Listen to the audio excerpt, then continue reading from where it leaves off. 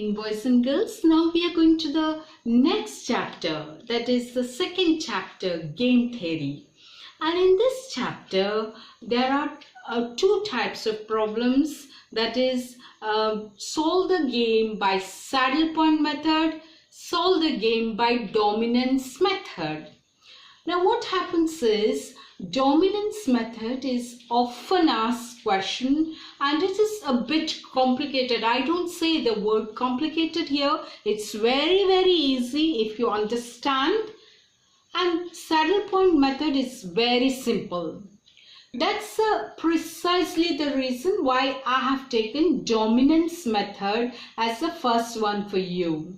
So please write dominance method or dominance rule. Solve the game by dominance rule.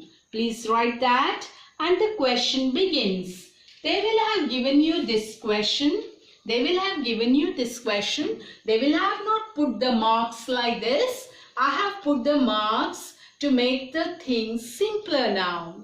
So the question is given. There are 4 strategies for player A. Player A has 4 strategies, that is A1, A2, A3, A4. Player B also has 4 strategies here, B1, B2, B3, B4. Now let's start this process now.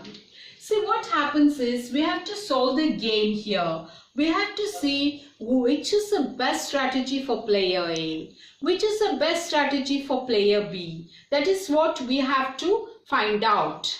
Now what we must do is, in this case, first let us take row operations and then we'll take column operations.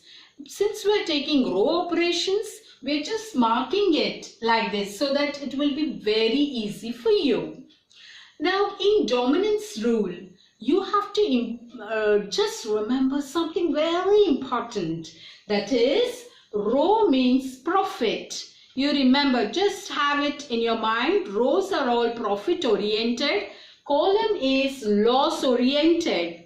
Now since we don't have lots of time here, so I can't go into the depths here, but just understand, whenever we talk about row, we should think it is profit. And when we say profit, suppose I am having a profit of 1000 rupees, you have the profit of 1 crore rupees. So player A has A1, say A1 has a profit of 1000. A2 has a profit of say 1 crore. Now who will be dominating? 1 crore. 1 crore. When you have a profit of 1 crore, that is A2 dominates A1. A2 dominates A1, or in other words, the strategy A2 dominates A1 because it is more. When we are talking about profit, the more profit you're having, the better you are. So in that case, what happens is, the less profit, that is, I said 1000, will just be eliminated. The person who has more profit will be dominant. So we keep in mind, whenever we get row in mind, we will remember that the bigger one will remain. Just take it once again. In row, the bigger one remains. So when I have marked here all the rows, so you have to see which is a row in which all the elements are bigger than the elements of another row. So if we are taking the A4 and A3 as 2, where we compare. Whenever we compare, we have to take at least two rows. So here we are taking 2 rows. So 4 is bigger than -2. 2 is bigger than -1. 3 is bigger than -2. 6 is bigger than 0. So we see that in A4 all the elements are bigger than the elements of A3. If they are equal, it is allowed. Suppose we have here 2, here also if it was 2, okay, it is allowed. So all the elements have to be bigger or equal to the elements of the other one. So here we see that In A4, all the elements are bigger than the elements of A3. So A4 dominates A3. A3 is eliminated. A3 is gone. Now once again you check this A4. As you see, the numbers are quite big here, with another row. Suppose if I compare A4 with A1, what happens here? 4 is bigger than -7. 2 is bigger than 0. 3 and 3 same, it is allowed. 6 is bigger than -5. So all the elements of A4 are bigger than A1. So A1 is eliminated. Now if you are comparing A4 row with A2, we see that 4 is smaller than 7. 2 is bigger than -2. So here in this case, now as I was telling you, now if you compare A4 with A2, just see children, 4 is smaller than 7. 2 is bigger than -2. So this can't hold. We can't take the comparison between A4 and A2. So that is, this part of row operation is over now. So we will have to write A4 dominates A1 and A3. A4 dominates A1 and A3. Now when we go to the next, we write, now what is remaining? Only A2 is remaining, A4 is remaining. So we write only A2 and A4. But now we are going to column operations. Row operations are over. Now we are going to column operations. So just to make things simpler, we are just marking it. Column wise, we are marking it to make things simpler. So always you have to remember that things have to be made simpler to the mind, and our work will be better. So we have to make things very simple. So now what we are going to do is, we have to mark all the columns and now see which is just by visual observation, you just see which one may be the smallest one, or where you can compare. Suppose we compare B2 and B1. Just see, when we go to columns, you remember that it is loss. We remember loss. When we go to columns, we remember it is loss. So when we say loss, if we have less loss, then it is better off. It is better off. Suppose B1 has a loss of rupees 800, B2 has a loss of rupees 100. So who is better? B2 is better than B1, because 100, when you're talking about loss, the less loss you have, you're more better. So in this case, when you're talking about column, smaller one dominates the bigger one. Smaller one will remain.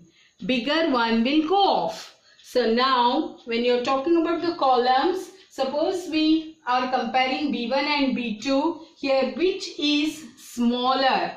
Now you see, -2 is smaller than 7. 2 is smaller than 4. So in the column B2, all the elements have to be smaller than the column B1. Of course, once again I tell you, equal if it is allowed. So -2 is less than 7, 2 is less than 4. So in this case, B2 will remain, B1 goes off. It is eliminated. Similarly, let us check B2 and B3 now. Let us check B2 and B3. -2 is smaller than 0. 2 is smaller than 3. So what happens here, children? Here, once again, smaller one remains, bigger one goes off. Now, let us check B2 and B4 now. Let us see. Now, in B2 and B4, we observe that -2 is greater than -4. 2 is smaller than 6. So it is not possible. We cannot compare it. So we can't compare it. So in this case, we say that B2 dominates B1 and B3. Now once again, if these two are gone, now you have to write A2, A4, B2 and B4. So -2, -4, 2 and 6. We go to the next table here. Now column operations are over. Now we have to go to row operation. Row means we have to mark it like this. This is, even if you don't mark, nothing will happen, but then we are doing it to make things very simple.